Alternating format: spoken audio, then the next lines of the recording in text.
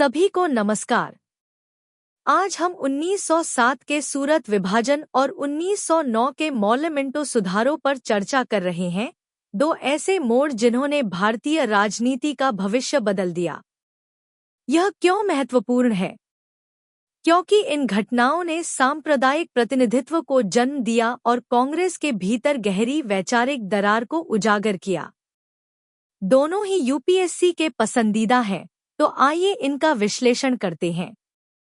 पृष्ठभूमि संदर्भ 20वीं सदी के आरंभ तक कांग्रेस लगभग 22 वर्ष पुरानी हो चुकी थी, जिसकी स्थापना 1885 में हुई थी। दो खेमे बन गए थे। उदारवादी दादा भाई नौरोजी, गोपाल कृष्ण गोखले, फिरोज शाह मेहता। उनके तरीके, याचिकाएं, बैठकें, सुधार।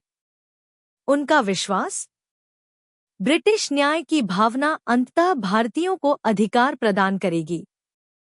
उग्रवादी बाल गंगाधर तिलक, लाला लाजपत राय, बिपिन चंद्र पाल, जिन्हें लाल बालपाल के नाम से भी जाना जाता है। उनका नारा, स्वराज मेरा जन्मसिद्ध अधिकार है और मैं इसे लेकर रहूंगा। तिलक। उनका तरीका, स्वदेशी, बहिष्कार, राष्ट्रीय शिक्षा और जनांदोलन। और फिर 1905 में बंगाल का विभाजन हुआ, जिसने स्वदेशी आंदोलन को प्रज्वलित किया।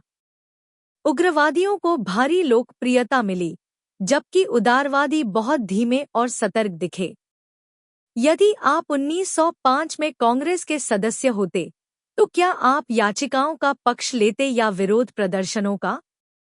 जरा सोचिए। सूरत विभाजन के कारण 1907 दिसंबर 1907 का सूरत अधिवेशन एक युद्धक्षेत्र में बदल गया। क्यों?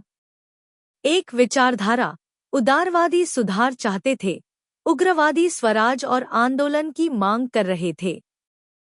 दो नेतृत्व संघर्ष, उग्रवादी तिलक को अध्यक्ष बनाना चाहते थे। उदारवादियों ने रास बिहारी घोष का समर्थन किया। तीन स्थल की राजनीति, अधिवेशन पहले नागपुर में आयोजित करने की योजना थी, लेकिन इसे सूरत में स्थानांतरित कर दिया गया, जो उदारवादियों का गढ़ था। 4 ब्रिटिश रणनीति, औपनिवेशिक राज्य ने चुपचाप विभाजन को बढ़ावा दिया, इसलिए विभाजन अपरिहार्य था।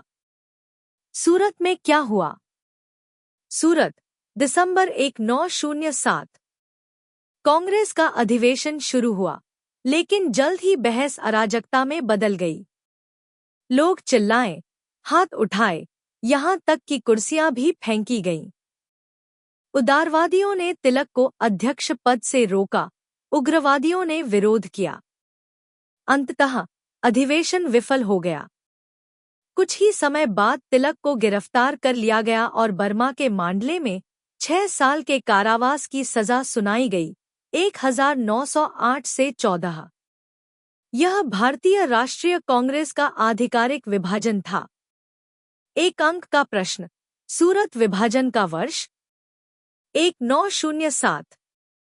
सूरत विभाजन के परिणाम गंभीर थे।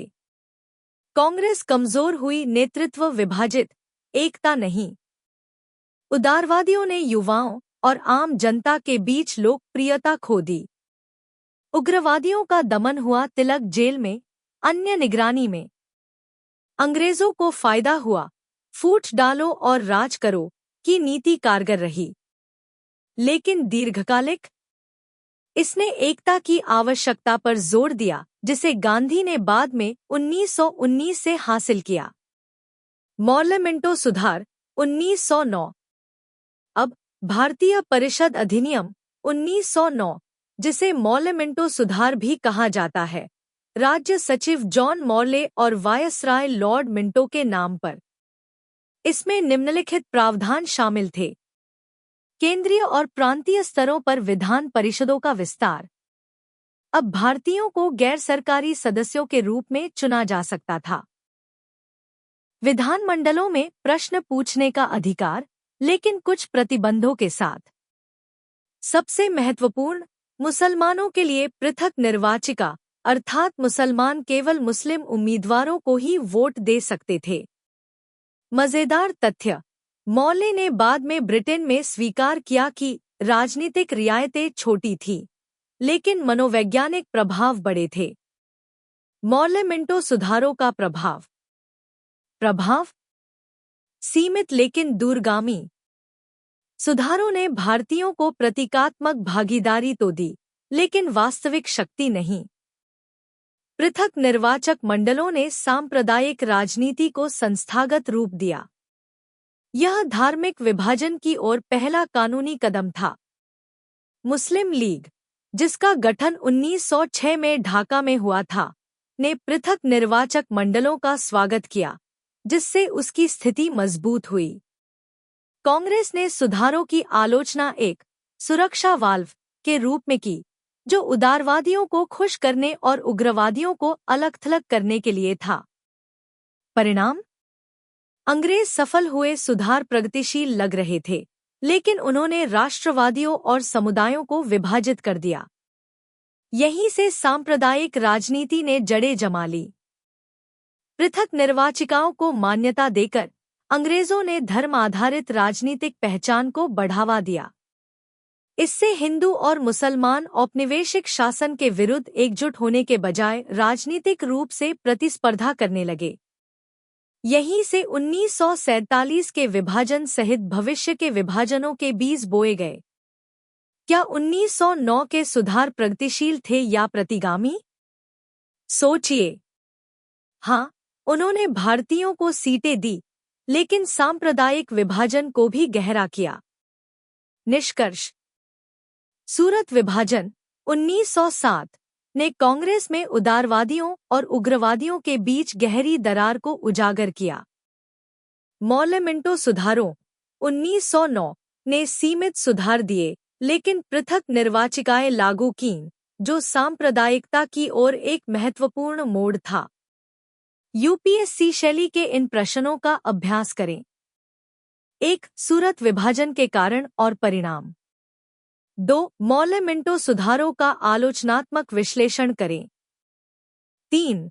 पृथक निर्वाचिकाएं सांप्रदायिक राजनीति की नींव थी, चर्चा करें।